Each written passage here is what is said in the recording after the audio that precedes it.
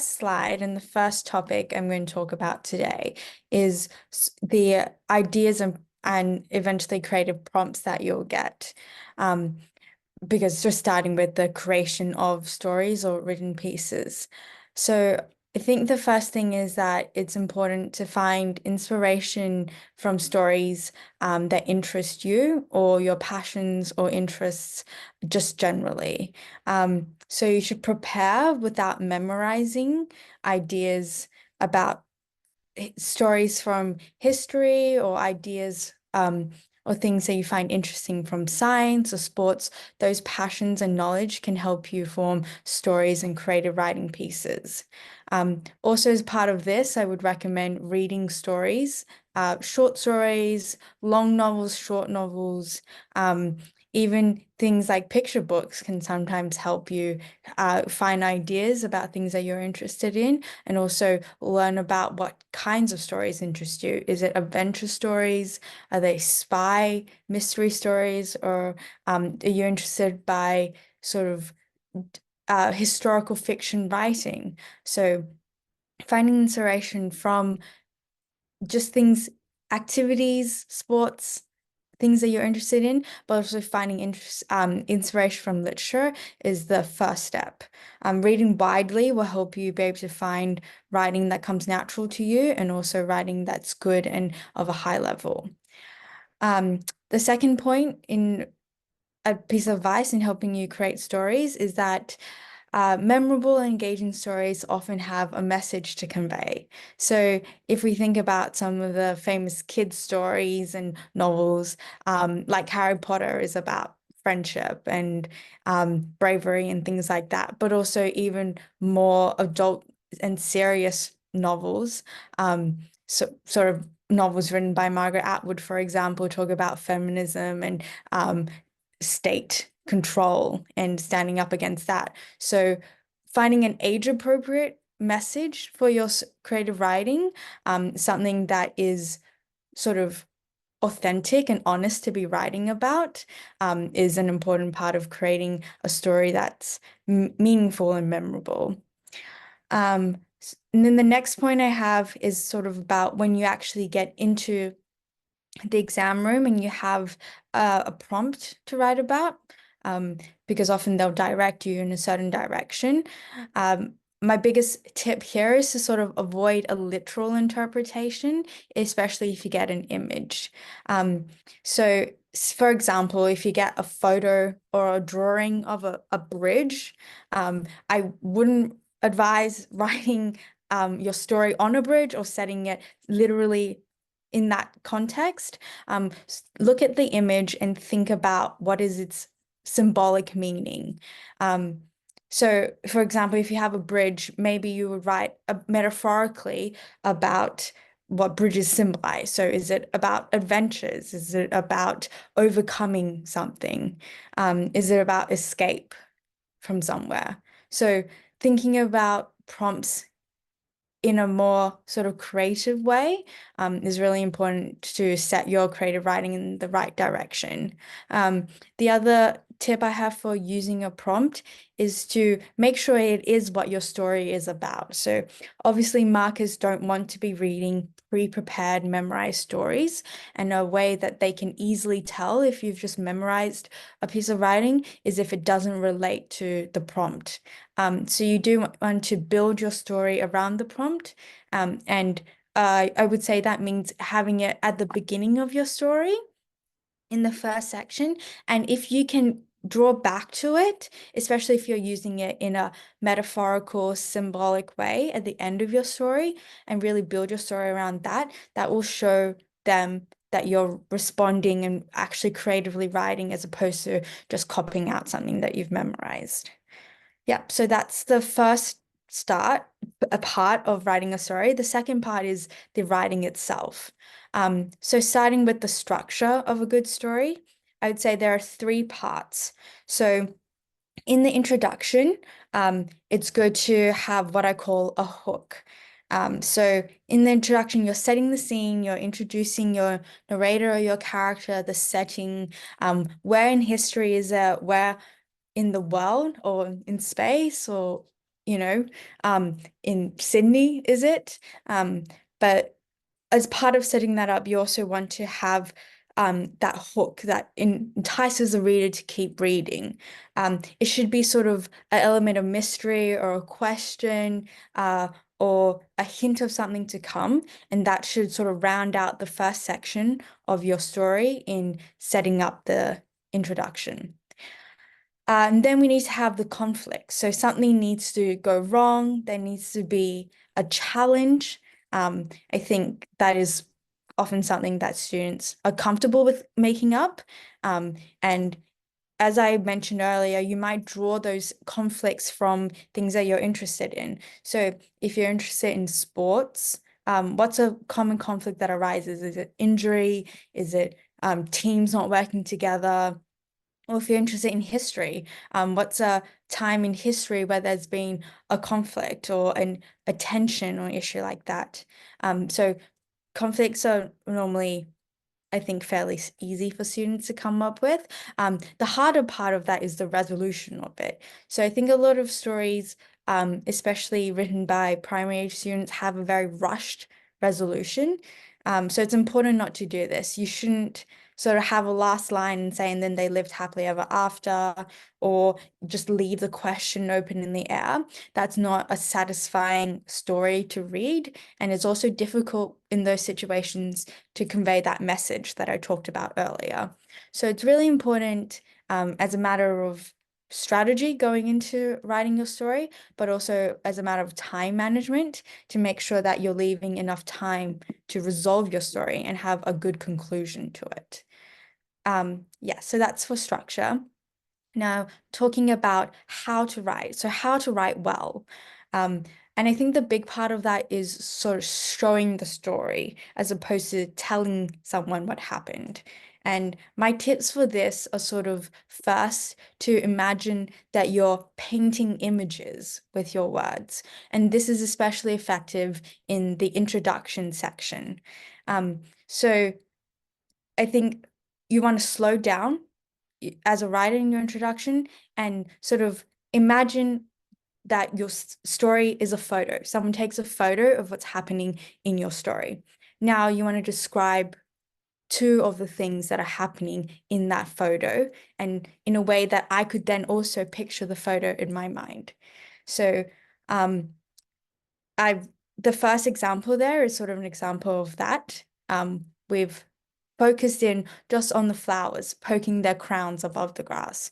So that just might be one element of this photo that you've taken, and the action might be happening elsewhere, but it helps set the scene, and it's also a really nice moment of writing.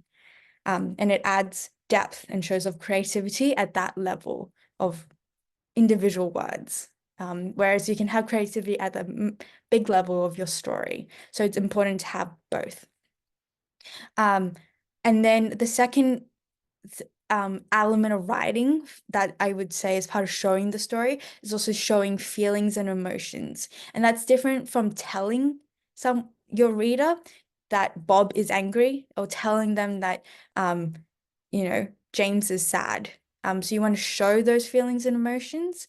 Uh, and that the way you do that is show how someone would feel. So imagine if you were in that moment. If your character is scared, think about how you feel when you're scared. So you might feel your heart beat faster, or you might feel your arms start to shake.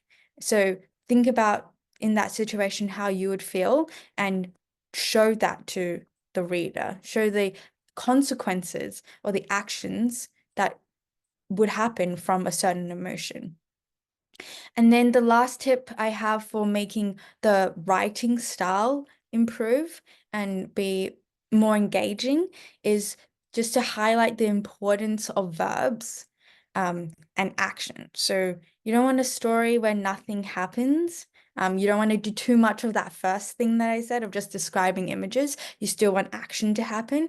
And when that action happens, the words that you choose and the verbs that you choose are quite important in adding depth and interest to your writing. So my third example there, I've said Taylor walked, Taylor stomped, Taylor glided, and Taylor trudged. So the thing that's changed there is the verb. And just by changing that one word, we can change the emotion that's behind it or the meaning. So, Taylor glided is very smooth. Maybe she's happy. This is a safe space. Whereas Taylor stomped, maybe she's angry. Taylor trudged, maybe, it's a very heavy, emotional, maybe they're borne down by something. And so recognizing the simple change of that can really elevate the quality of your writing. Yes. And then the fourth point about writing style is avoiding cliches. So we want to avoid cliches because it can make your writing seem unoriginal or not creative or uninteresting. And I sort of already mentioned it earlier when I talked about the structure of your story, but I think the biggest cliche, or in a sense, is to end your story very suddenly. And sometimes we see this with people saying, and then I woke up and I realized it was all a dream. I think that's probably the worst cliche to have in creative writing. And also, one of the reasons why it's bad is because it sort of cheapens your story, right? Then there's no meaning, there's no consequence, and all stories have meaning and consequence. So we're going to avoid that particular cliche for that reason. But other cliches, it can also be where you might have the same storyline as a very famous story. So, if you are writing sort of a princess story and say, and then the prince came in and kissed the princess and she woke up. So that's a cliched storyline, and we're going to avoid things like that as well. And there are also cliches in writing, sort of sayings that might be cliched because they're so common. And we want to avoid things like that as well. And I think there's an example that I'll turn to later, and I'll point out something where it's probably a phrase that has become cliched. So we want to avoid both story line cliches as well as written stylistic phrase cliches. And then the last point about writing style is that it's really important to sort of stay true to your own voice as an author. So you don't want to be copying anyone's stories, obviously, but you also don't want to be copying anyone's writing style. So if, although I encourage you to read lots and read widely, and when you're reading, to analyze the author's writing style and how they create stories, how they create characters, you want to stay true to your own voice, especially because you're writing this in the moment. You don't, have the same time to edit or things like that. You want to stay true to your own voice because that's what will flow naturally. So you should write in a way that feels natural to you. You shouldn't use words or phrases that you don't understand, because the risk of that being wrong, and then ruining your story, is significant. And again, like I said, I think these markers are very attuned to stories that may be pre-prepared. And so staying true to your own voice is a way to avoid coming off like you've pre-prepared your story too much or someone else has written your story for you. And then the other reason why it's also important is because you don't want to be in a position where you get a prompt and you can't adapt your story. That's again a bad sign to the marker. And if you're not staying true to your own voice and your own stories, then it won't be as easy to change what you've pre-prepared or the ideas that you had before to the prompt that you get in the exam itself. Yeah, so now we'll talk about an example. Yeah, so this is the prompt that was in the exam and the students' writing that we're talking about. And if we can go to the writing itself.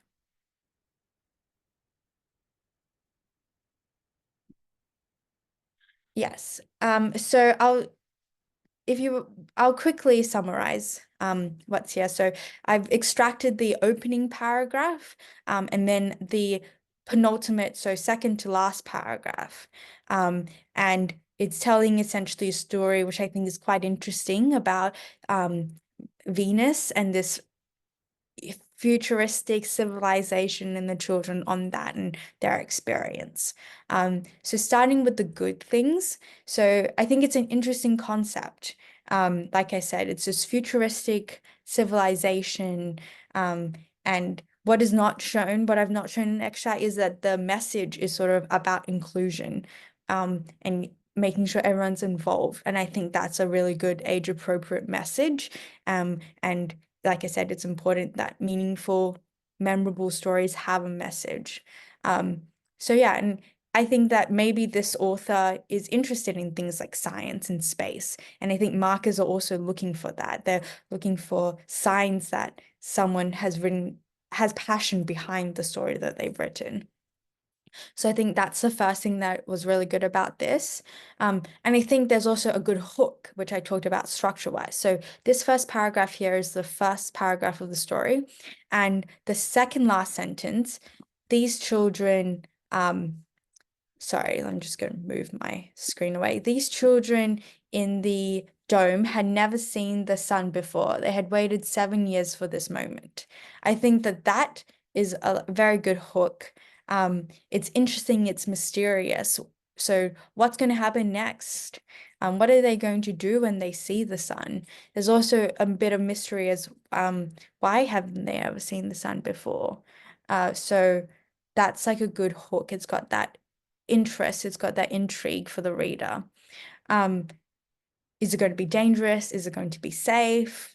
Are they going to celebrate? Is it a bad thing?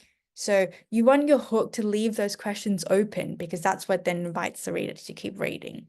So I think that that was a very good hook. Another good thing, if we look to the second extracted paragraph, some of the phrases. So I would say faces press against the dome. So that's a really good image. Like I talked about, that's a really good photo. And because it shows excitement, right? It shows curiosity. That's what people do when they want to see something. So rather than saying the children were really excited to see the sun, we have this turned into a piece of expressive writing. So faces pressed against the dome. Another good piece of writing there is a crack appeared within the clouds. I thought that that was an evocative image. Again, something that you can see, and something that then moves the story along. So it's action, something's happening. Another good example, I think, was they're feeling the color rush. So the children rushed out, feeling warmth in their hands. The color rushed to their cheeks and feeling their legs running as hard as they can. So, like I talked about, whilst it's really important to be painting those images, it's also good to have action. And I think that sort of feeling their legs running as fast as they can is also becoming almost perfect examples. It could be sharpened, but one of those examples of where there's verbs, there's actions that connote bigger emotions, excitement. And so, yeah, so that's an example of where action and emotion can be conveyed through writing, and it makes writing interesting to read. Yeah, so those are sort of the good things that are in this text. I'm also going to sort of point out a few areas of improvement relating to some of the tips that I've provided. So as we saw in the previous slide, the first sentence in the story was the prompt in this exam. I wouldn't necessarily recommend just putting the first sentence in as your the prompt as the first sentence. I think because it runs the risk of you then forgetting about it, and not making your story necessarily about that. I don't think this story suffers from the same thing, but I think sometimes if you just throw it in the first sentence and keep writing your story, the story doesn't necessarily embody the themes or the symbols in that prompt that I talked about. So that's just an area of possible improvement. The other point here is So we see every child, including James, who has been on Earth. So I think that James is one of the few characters in here, but it doesn't really develop. I think it might be good to sort of have one or two characters in your story that you focus on, and you can show character growth, um, rather than sometimes when you write about the children collectively or people collectively, you don't really connect to any characters, and you can't show growth or development, which ties into that thing I said about good stories having a message and a model. And then the other big thing I have, in terms of constructive feedback, is structure. So, like I said, this second paragraph extracted here is the second last paragraph in the story. And then we have a few lines, which we sort of see that the children run back inside and they've left someone out. And then they say, "Oh, I'm so sorry about that." So I think that this is an example where the resolution, is not necessarily fully explored, and it sort of leaves the reader wanting a bit more, you know? So, oh, they've realized this, but what are they going to, like, has it sunk in? Has it hit home? Has the conflict really been resolved? So I think that's the other thing, is to really bear in mind the structure. It should be three equal parts, whereas I think the story perhaps spent a bit too much time building the introduction up. Um, and then just very quickly, sort of about cliches that I mentioned. I don't think the story is cliched in its storyline at all. I think that that's really, really creative, really good. I think there may be some slight phrasings that go border on the cliche. And I think the first one is maybe that very last sentence in the first paragraph, this very day. I think very short things like that can kind of be cliched. I think it would have been better if those three words weren't included and you just concluded on that line that I had identified as the hook.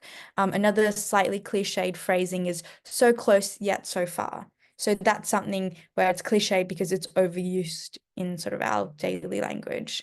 Um, so yeah, so that's what my feedback for this piece of writing is, and I think hopefully it illustrates some of the tips that I had talked about earlier.